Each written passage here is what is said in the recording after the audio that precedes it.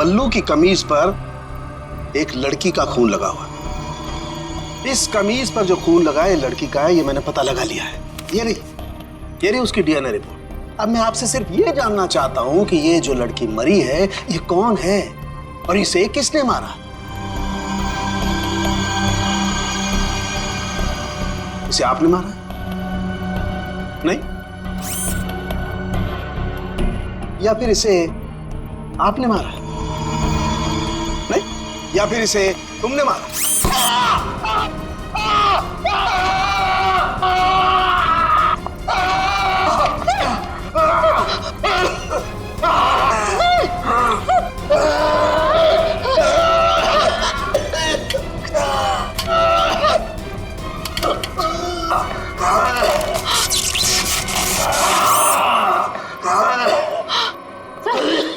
ठीक हो? ठीक हो? गॉड! क्या हुआ? सर इस पुतले के हाथों में सर की गर्दन अटक गई थी।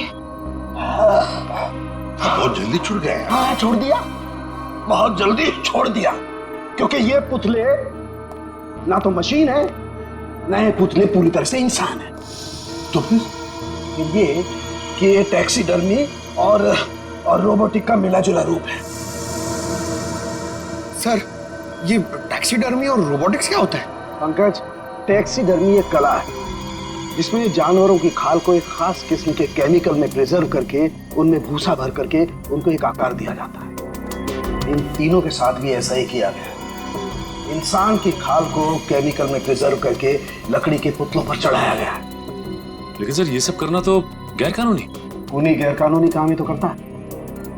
यार सालुंखे, ये इंसान तो नहीं है, फिर भी ये ताली कैसे बजाते हैं, हमला कैसे करते हैं? इन तीनों के दिमाग में एक मशीन फिट कर दी गई है। इसका कंट्रोल खूनी के हाथ में है और खूनी ने उस मशीन के जरिए इनके चारों तरफ एक खास घेरा निश्चित कर दिया है।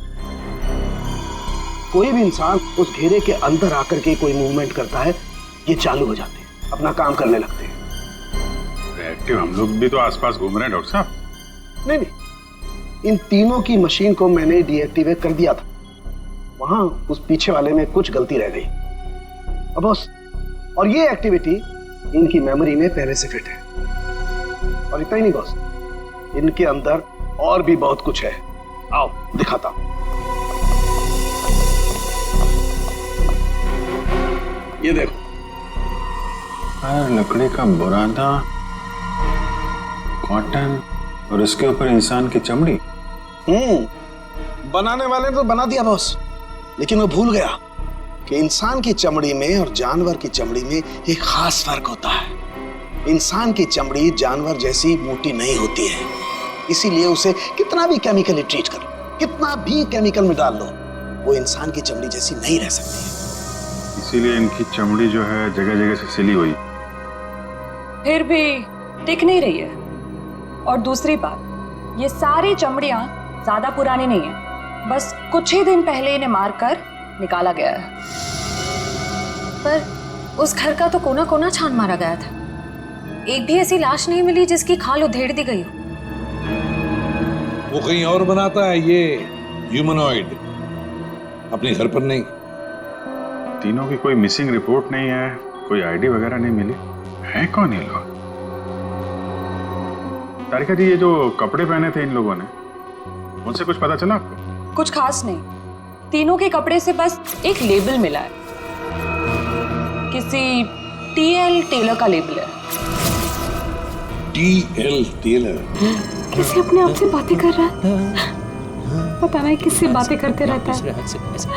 बल्लू, बल्लू, हाँ हाँ हाँ, मुझे जाना होगा समर। बल्लू, हमारी बात तो सुनो।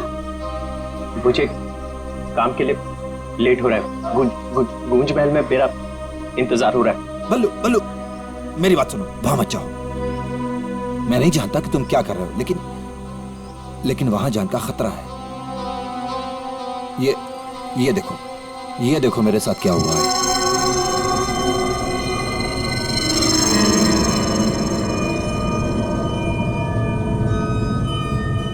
क्या हुआ?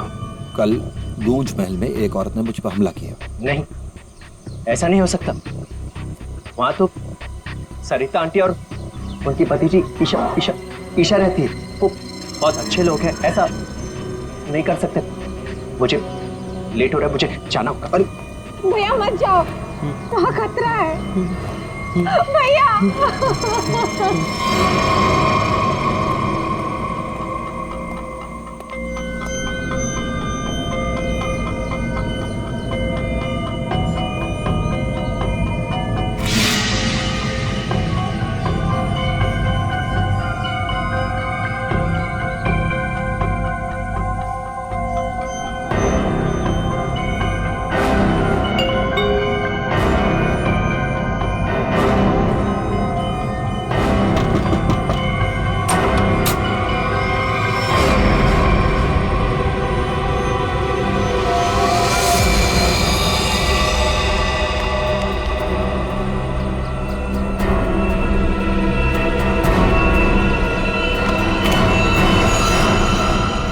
मैंने तो इस लड़के से सारी उम्मीद ही छोड़ दी है। पता नहीं कैसी नौकरी है, नौकरी है भी या नहीं। देख, मेरा बेटा आया होगा, देख तो।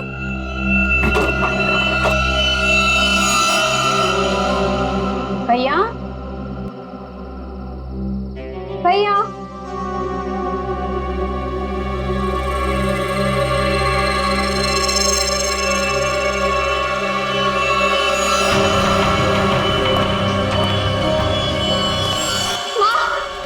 कोई यहाँ बल्लू का टिफिन छोड़कर चला गया। बल्लू को कुछ हुआ तो नहीं ना?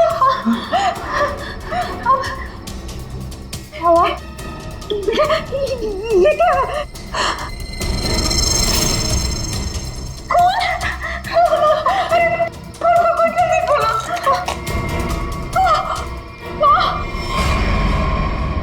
ये है वो गूंज महल जहाँ पे आपका बेटा बलविंदर यानी बल्लू कल आया था और उसके बाद से वो वापस नहीं आया। यहाँ पे दो औरतें रहती हैं, एक बुजुर्ग औरत सविता देवी और उसकी भतीजी ईशा है। और आप लोगों के हिसाब से वो लोग कुछ अजीब है, राइट? सर, ये पूरा घर ही अजीब है। यहाँ की खिड़कियों से रोशनी चमकती है, साए दिखते हैं, यहाँ से गुजरने वाले लोगों पर चीजें फेंककर हमला करते हैं। पता नहीं मेरा भाई कैसे फंस गया यहाँ। बल्लू यहाँ नौकरी करता था?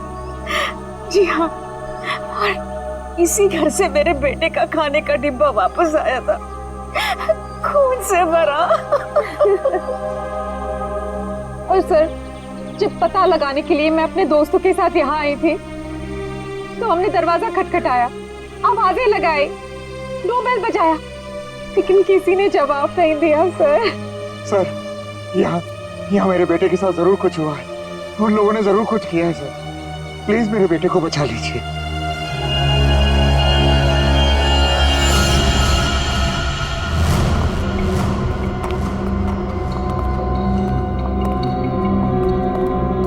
कोई है? क्या तो कोई दिख नहीं रहा? आत्मा कहाँ दिखाई देती है सर, सीधी अटैक करती है। सर, यहाँ पर बल्लू, सरिता और ईशा, इनमें से कोई होना ही चाहिए। सरिता जी हैं भी या नहीं, किसी को कुछ नहीं पता सर। लोग तो यहाँ तक कह रहे हैं कि सरिता जी की मौत हो चुकी है। यहाँ हुआ तो है कुछ।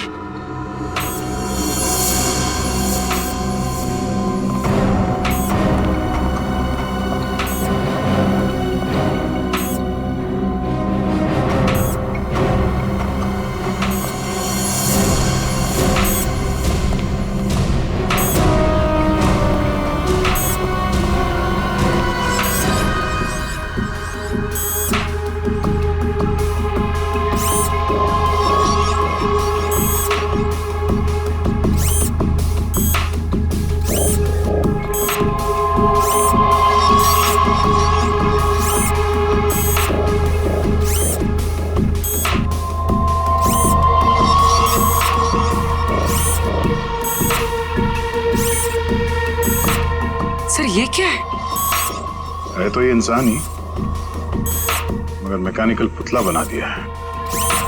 खुद ताली बजा रहा है।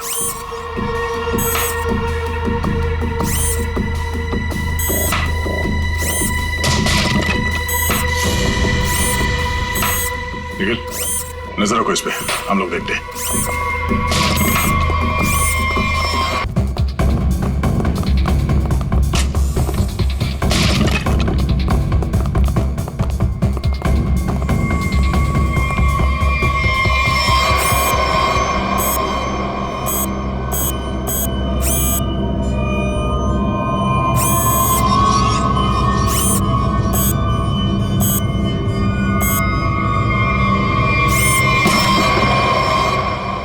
ये क्या है? ये तो रोबोट जैसा कुछ है। इसके एक्शन और मूवमेंट्स देखो, कितने मैकेनिकल है।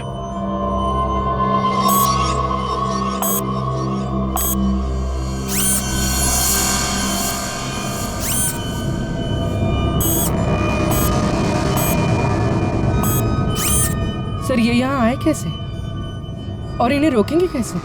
इसे तो टेक्निकली रोका जा सकता है। ये क्या है? बोली, नजर रखना इस पे।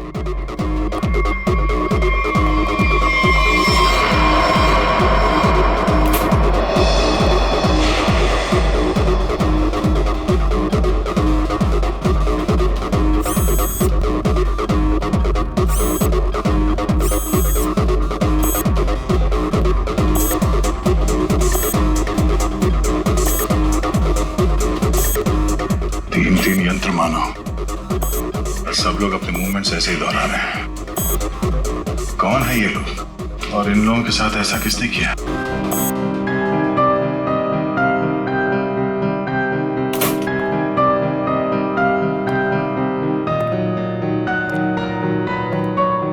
बलवंत,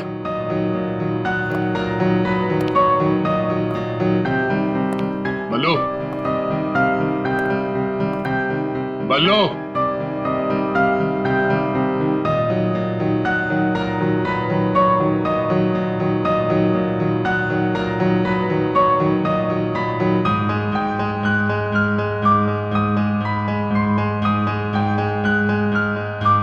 बात नहीं करनी।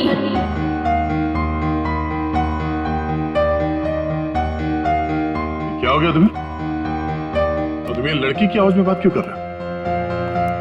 और ये तुम्हारे कपड़ों पे ये खून कैसे? हाँ? बल्लू इधर देखो, मैं तुमसे कुछ बात कर रहा हूं, मेरी तरफ देखो।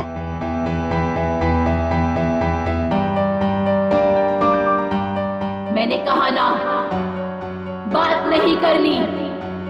पियानो बजाते वक्त मैं किसी से बात नहीं करती। मुझे गुस्सा आता है और फिर मैं सबको मार देती हूँ, मार देती हूँ।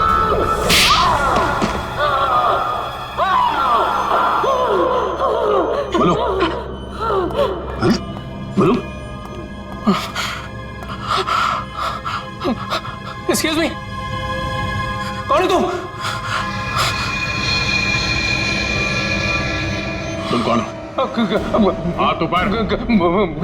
देखिए आप गोली मत चलाना, गोली मत चलाना। ये मेरा ही घर है, आप गोली मत चलाना, मारना मत मुझे आप प्लीज। तुम्हारा घर है ये? हाँ, ये मेरा घर है। क्या खेल खेल रहे हो तुम यहाँ? हाँ? और तुम्हारे घर में ये सब लोग कौन है? शायद ह्यूमन मशीन्स हैं जो तुम्हारे इशारे पे नाच रहे हैं। क्यों? सर ये क्या कह रहे हैं आप? मैं नहीं जानता सर। मेरी कंसर्न क्या आपको बताता हूँ सर। ये मेरा घर है और यहाँ पर जो है ना सर, मेरी सरिता आंटी और मेरी एक कजिन है ईशा, वो रहती है सर। वो कैसी है वो देखने के लिए आया था सर मैं। That's my only concern. ये कौन है मैं नहीं जानता। आप कौन? सीआईडी। सीआईडी? मेरा नाम आकाश है। मैं सूरत में रहता हूँ सर, और यहाँ पर है ना हर 2-3 महीने में एक बार आता रहता हूँ। सर प्रॉब्लम क्या हुई मैं आपको बताता हूँ। उनका फोन है ना स्विच ऑफ आ रहा था, तो मुझे पता नहीं चल रहा था कि क्या हुआ है। और फिर अब यहाँ पर आकर देखता हूँ तो आपको यहाँ पर ये इसके शर्ट पर खून लगा है सर। मेरी आंटी और ईशा को इसने कुछ किया तो नहीं ना सर? इसने मार तो नहीं डाला ना उन्हें सर?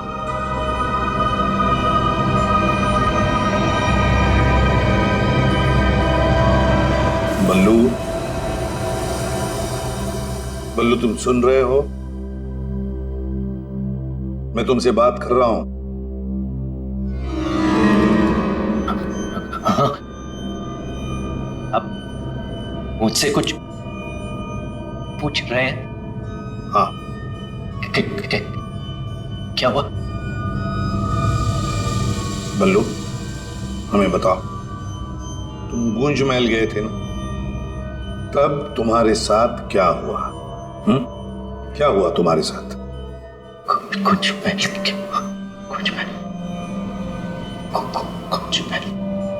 तुम ईशा को म्यूजिक सिखाने गए थे ना वहां पे क्या हुआ था? सरिता और ईशा कहाँ हैं?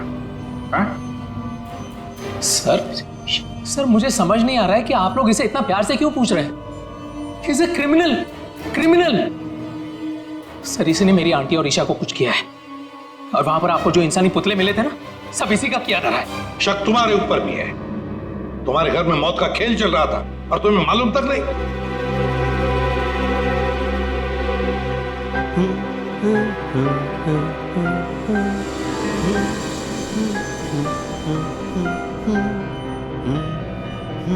सचिन, वो फोटोग्राफ दिखाओ।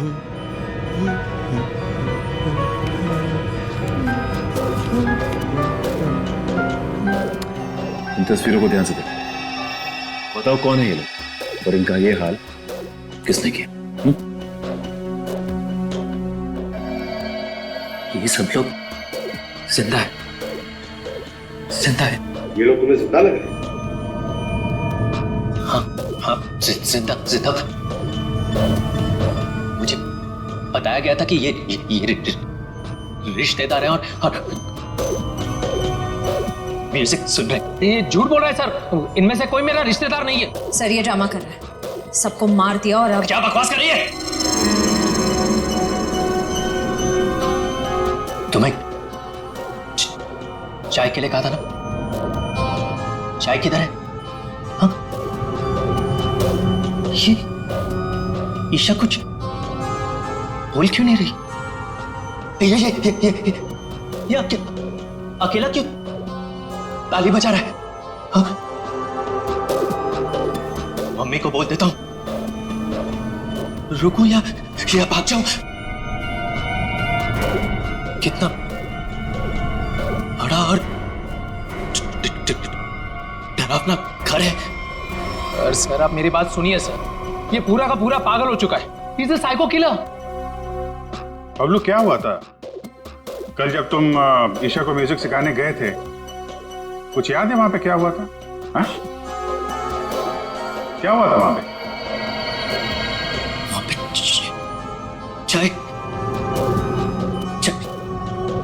चाय पिलाई थी उसने। हाँ बराबर। चाय। तो फिर ईशा कहाँ गई?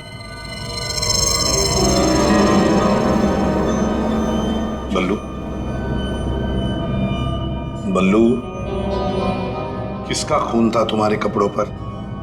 हाँ? फिर दया पर हमला क्यों किया तुमने? कपड़े? अरे मेरे कपड़े बदल गए। मेरे कपड़ों पे खून था। खून था कपड़ों पे। खूनी के कपड़े पे खून ही होता है। एक मिनट, आप जरा उधर चुप रहिए, बीच में बोलिए मत। चाय लेके आओ। ईशा ये आदमी तो किसी भी सवाल का जवाब ठीक दे नहीं रहा।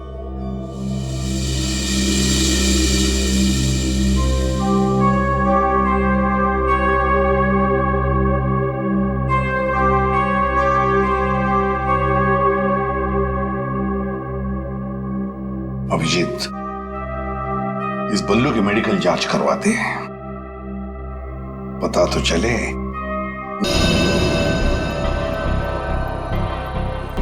बल्लू की कमीज पर एक लड़की का खून लगा हुआ है। इस कमीज पर जो खून लगा है लड़की का है, ये मैंने पता लगा लिया है। ये रही उसकी डीएनए रिपोर्ट। अब मैं आपसे सिर्फ ये जानना चाहता हूं कि ये जो लड़की मरी है ये कौन है और इसे किसने मारा?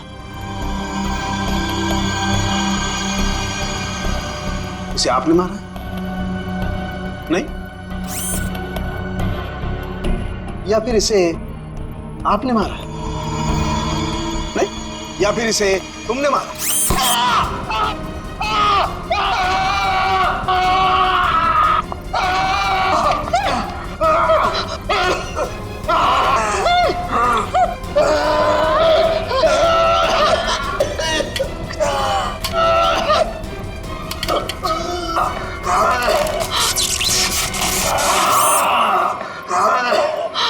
सर ठीक हो? ठीक हो? गॉड! क्या हुआ? सर इस पुतले के हाथों में सर की गर्दन अटक गई थी। बहुत जल्दी छूट गए। हाँ, छोड़ दिया, बहुत जल्दी छोड़ दिया, क्योंकि ये पुतले ना तो मशीन है, ना ये पुतले पूरी तरह से इंसान है। तो फिर ये कि ये टैक्सीडर्मी और रोबोटिक का मिला जुला रूप है। सर, ये टैक्सीडर्मी और रोबोटिक्स क्या होता है? पंकज, टैक्सीडर्मी एक कला है जिसमें जानवरों की खाल को एक खास किस्म के केमिकल में प्रिजर्व करके उनमें भूसा भर करके उनको एक आकार दिया जाता है।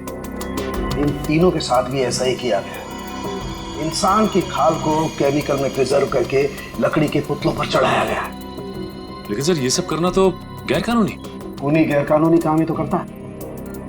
यार सालुंखे, ये इंसान तो नहीं है, फिर भी ये ताली कैसे बजाते हैं, हमला कैसे करते हैं? इन तीनों के दिमाग में एक मशीन फिट कर दी गई है। इसका कंट्रोल खूनी के हाथ में है और खूनी ने उस मशीन के जरिए इनके चारों तरफ एक खास घेरा निश्चित कर दिया है। कोई भी इंसान उस घेरे के अंदर आकर के कोई मूवमेंट करता है, ये चालू हो जाते हैं, अपना काम करने लगते हैं। एक्टिव हम लोग भी तो आसपास घूम रहे हैं डॉक्टर साहब। नहीं, इन तीनों की मशीन को मैंने डीएक्टिवेट कर दिया था। वहां उस पीछे वाले में कुछ गलती रह गई। अब बॉस, और ये एक्टिविटी इनकी मेमोरी में पहले से फिट है। और इतना ही नहीं बॉस, इनके अंदर और भी बहुत कुछ है। आओ दिखाता हूं। ये देखो, लकड़ी का बुरादा, कॉटन और उसके ऊपर इंसान की चमड़ी। बनाने वाले ने तो बना दिया बॉस, लेकिन वो भूल गया कि इंसान की चमड़ी में और जानवर की चमड़ी में एक खास फर्क होता है। इंसान की चमड़ी जानवर जैसी मोटी नहीं होती है, इसीलिए उसे कितना भी केमिकली ट्रीट कर लो, कितना भी केमिकल में डाल लो, वो इंसान की चमड़ी जैसी नहीं रह सकती है। इसीलिए इनकी चमड़ी जो है जगह जगह से सिली हुई। फिर भी टिक नहीं रही है। और दूसरी बात, ये सारी चमड़ियां ज्यादा पुरानी नहीं है, बस कुछ ही दिन पहले इन्हें मारकर निकाला गया है। पर उस घर का तो कोना कोना छान मारा गया था। एक भी ऐसी लाश नहीं मिली जिसकी खाल उधेड़ दी गई हो। वो कहीं और बनाता है, ये ह्यूमनॉइड अपने घर पर नहीं। तीनों की कोई मिसिंग रिपोर्ट नहीं है, कोई आईडी वगैरह नहीं मिली। है कौन ये लोग? तारिका जी, ये जो कपड़े पहने थे इन लोगों ने, उनसे कुछ पता चला आपको? कुछ खास नहीं, तीनों के कपड़े से बस एक लेबल मिला है, किसी टीएल टेलर का लेबल है। TL Taylor?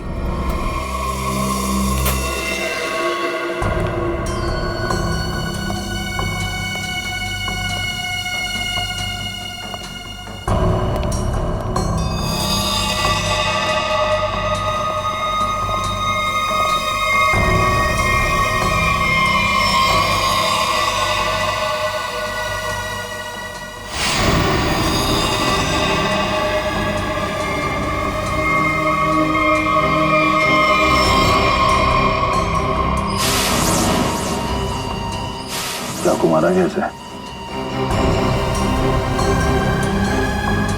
कई बार मारा था सर। बल्लू के कपड़े पे जो खून के छींटे थे, कहीं इस लड़की के तो नहीं? ये तो बल्लू ही बताएगा। मुंजी, असली बात यह है कि गूंज महल में से एक लाश मिली हमें, एक लड़की की लाश। ये है वो लड़की। क्या आप जानते हैं इसे? किन्नी है ये, मेरे बेटे की दोस्त। ये मर गई क्या? तो ये बल्लू उस लड़की को जानता था सर? हरमोहन जी, बल्लू के कपड़ों पर गिनी का खून है। मोहन जी, आप प्लीज थोड़ा वेट करिए, हम आपको बुलाते हैं। एसीपी सर, मैंने बल्लू की सारी रिपोर्ट्स पढ़ ली हैं। डॉक्टर सालुंखे से भी बात हुई मेरी। बलवंत के खून में ऐसे ड्रग्स हैं जिससे इंसान सच और झूठ के सपने के अंतर को नहीं समझ पाता। उसे उस वक्त जो कहा जाए उसे वही सच लगता है। तो क्या डॉक्टर साहब, ये बलवंत ड्रग के इन्फ्लुएंस में किसी को मार भी सकता है? जी, ऐसा हो भी सकता है और नहीं भी। हमने बलवंत को कुछ मेडिसिन्स दी हैं। आधी बेहोशी की हालत में हम बलवंत के दिमाग के माध्यम से वापस गूंज महल जाएंगे।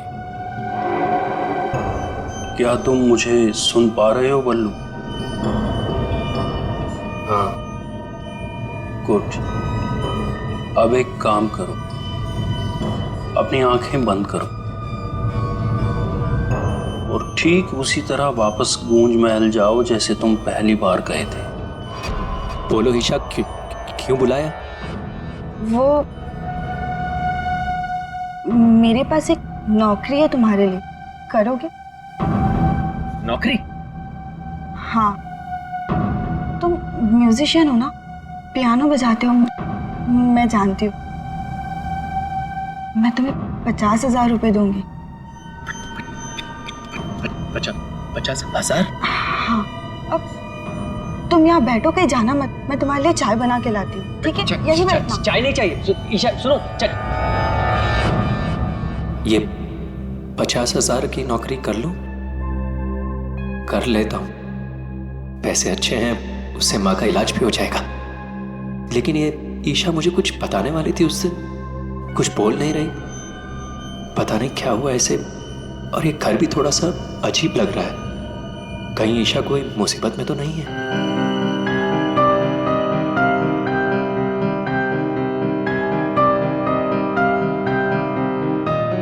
शायद यही ईशा की आंटी है, Sarita ji. Excuse me ma'am. Hello. अच्छी ट्यून है।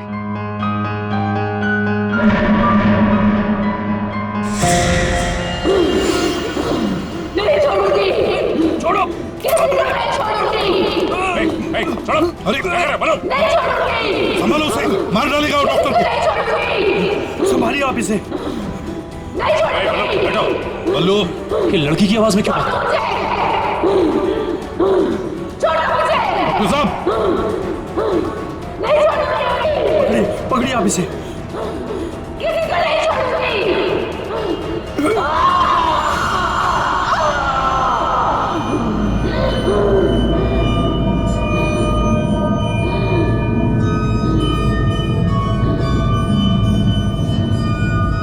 नहीं छोड़ूंगी, किसी को नहीं छोड़ूंगी। पुतला बना दिया, परेशान कर दूंगी। बची हुई बॉडीज मछलियों को खिला दूंगी।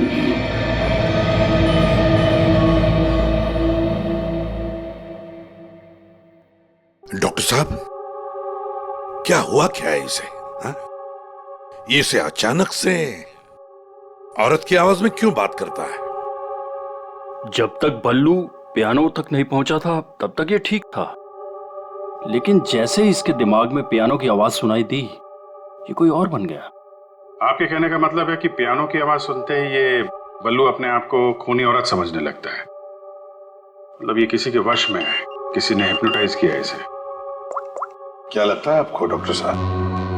हाँ, ये टेलर्स का पता चल गया सर, जिसने तीनों मानव मशीन के लिए कपड़े बनाए थे सर। अच्छा, टीएल टेलर्स।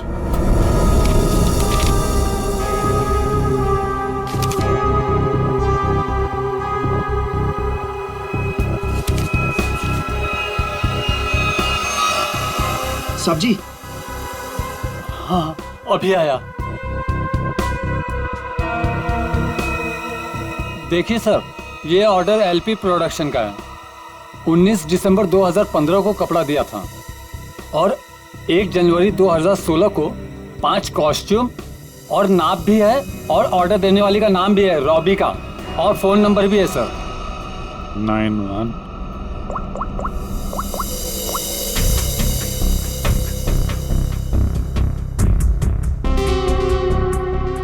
सर फोन बंद है। कोई बात नहीं, इस फोन की लास्ट लोकेशन ट्रेस करो और कुंडली निकालो इस रॉबिका की। सर हाँ सालुंके साहब।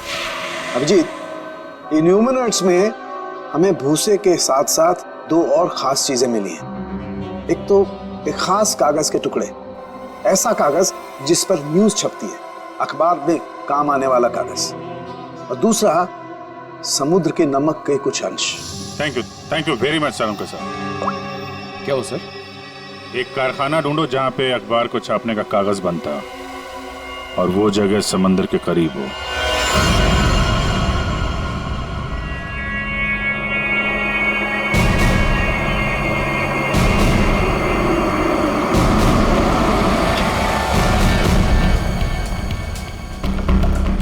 समंदर के किनारे पेपर मिल, और वो भी बंद पड़ी हुई।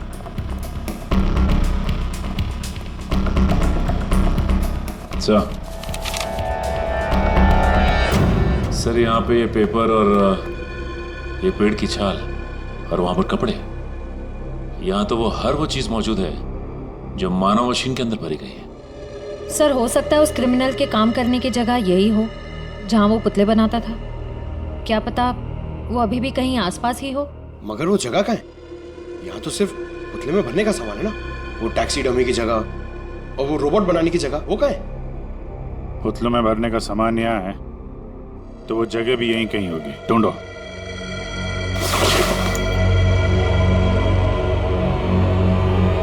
सर, तो ये वो जगह है जहां पे ह्यूमन मशीन बनाई जा रही है।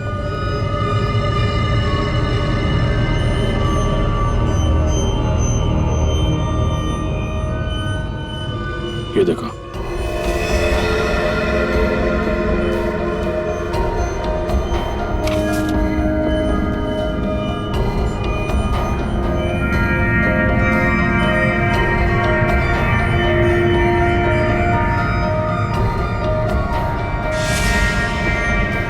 पूरा मैकेनिज्म है यहाँ पे।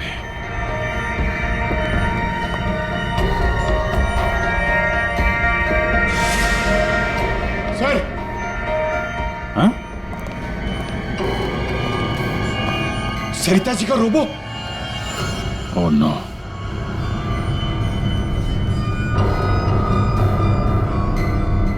सर जल्दी आइए। सर, ईशा, सर खूनी ने इसका सारा खून निकाल दिया है। इसकी सांसें भी बहुत धीमी चल रही हैं। इसको हॉस्पिटल लेके चलो जल्दी, एम्बुलेंस को फोन करो। हेलो, सरिता को तो उसने रोबोट बना दिया, अब इसका भी वो हल करने वाला था। सर, रोबिका की लोकेशन का पता चल गया। आज तो हद हो गई। कब से वैनिटी में इंतजार कर रही हूँ। कोई मुझे सीन समझाएगा या फिर मैं पैकअप अनाउंस कर दूं। काजल, काजल, कहाँ हो तुम? नहीं चाहिए मुझे काजल। सॉरी रोबिका मैडम, एक्चुअली वो स्क्रिप्ट में थोड़ा सा चेंज हुआ है। व्हाट? सीन में चेंज हुआ है?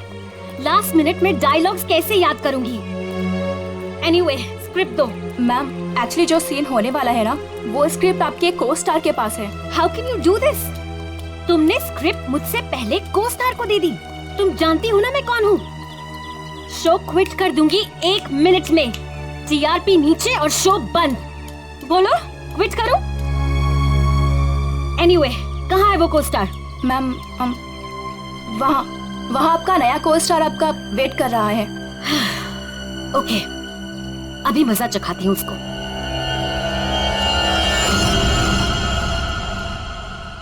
हेलो, कोई है? यहाँ तो कोई नजर नहीं आ रहा। हेलो, कोई है यहाँ पर? Hello,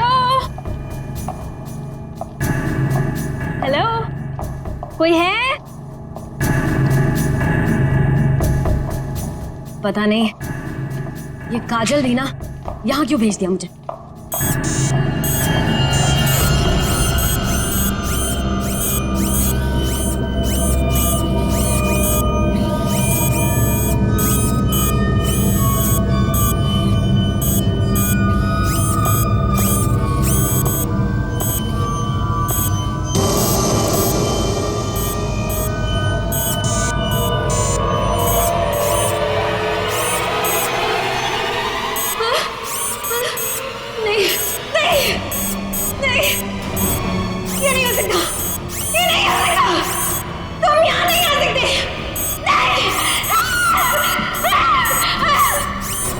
hello miss Rubika.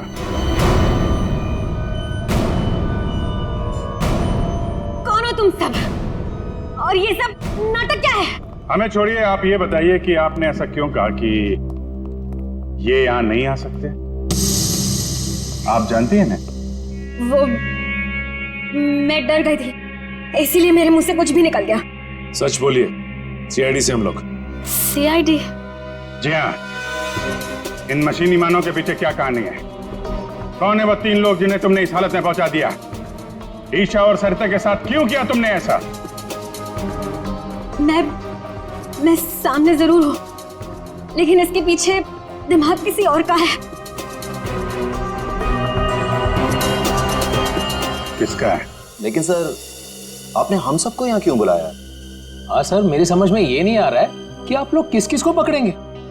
कभी बल्लू पर शक, कभी हम लोगों से पूछताछ। आखिर आप लोग चाहते क्या है ना? कुछ तो बताइए सर, ये सब किसने किया है? सारे सवालों का जवाब मिल जाएगा, लेकिन यहाँ आप लोगों को बुलाया है एक कहानी सुनाने के लिए। कहानी? जी हाँ, कहानी। कहानी एक इंसान की जिसका दिमाग बड़ा शातिर था।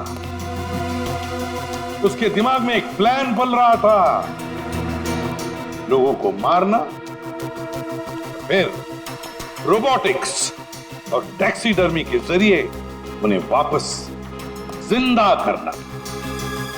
और ऐसे में वो मिला एक खूबसूरत लड़की से, जिसकी एक बेरहम आंटी थी जो उसे बहुत तंग कर रही थी। उस लड़के के दिमाग में एक आइडिया आया। उसने उन दोनों को एक बहुत बड़े कोठी में शिफ्ट करवा दिया।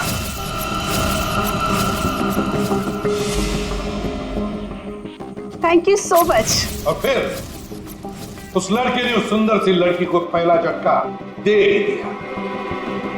उसने उस लड़की की आंटी को मार डाला इसी घर में। इस तरह लड़की की आंटी बन गई इस लड़के का पहला कामयाब आविष्कार। उसके बाद में उसने कुछ लोगों को और भी अपने एक्सपेरिमेंट का निशाना बना दिया। और हैरानी की बात यह है कि वो सब उसके वो दोस्त और कलीग्स थे जो उसके साथ विदेश में काम करते थे। अब हुआ ये कि ये लड़की इस लड़के से बहुत डरने लगी और फिर उससे बचने के लिए उसने अपने और एक दोस्त की मदद मांगी। ऐसे रो मत, मैं हेल्प करूंगा तुम्हारी, तुम बताओ क्या करना। और जब खूनी को ये बात पता चली तो बहुत भड़क गया। प्लीज मुझे मत मारो, मुझे छोड़ दो प्लीज। उसने उस लड़की को कैद कर लिया और उसके दोस्त को बेवकूफ बनाया। उसने उसे ये एहसास दिलाया कि ये सब कुछ जो हो रहा है वो उसी की वजह से हो रहा है। तुम जैसा बोलोगे मैं वैसा करूंगी, प्लीज मुझे जाने दो। और उस बेचारी लड़की ने अपने मददगार दोस्त के चाय में ड्रग मिलाकर उसे हिप्नोटाइज करना शुरू कर दिया। मैं जैसा बोलूंगी तुम वैसा ही करोगे, मेरी हर बात मानोगे तुम, है ना? दिलचस्प कहानी। सर ये कहानी तो इस घर की और बल्लू की है। हाँ, सरिता, ईशा और उस खूनी की कहानी है ये। लेकिन सर, वो खूनी कौन है? वही तो, खूनी कौन है कौन खूनी?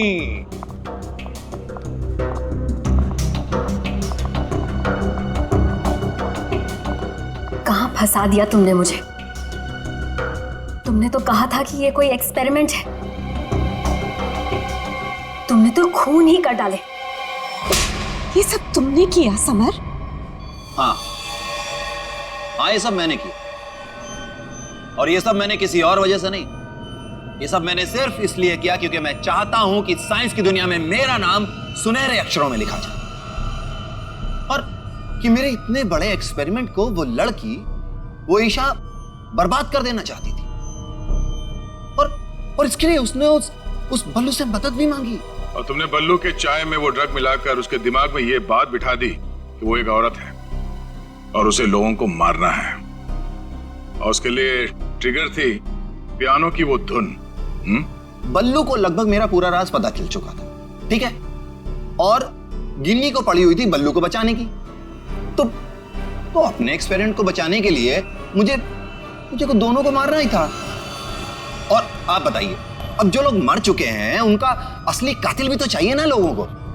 बस इसीलिए मैंने बल्लू को फंसा दिया और गिन्नी को मार दिया। साइंस की दुनिया में अपना नाम सुनहरे अक्षरों में देखना चाहते थे तुम। दिमाग तो था, है, पर क्या करें, विकृत है, विकृत। अपने इस घटिया एक्सपेरिमेंट के लिए न जाने कितने मासूम लोगों की जानें ली तुमने। तुम्हें जीने का कोई हक ही नहीं है।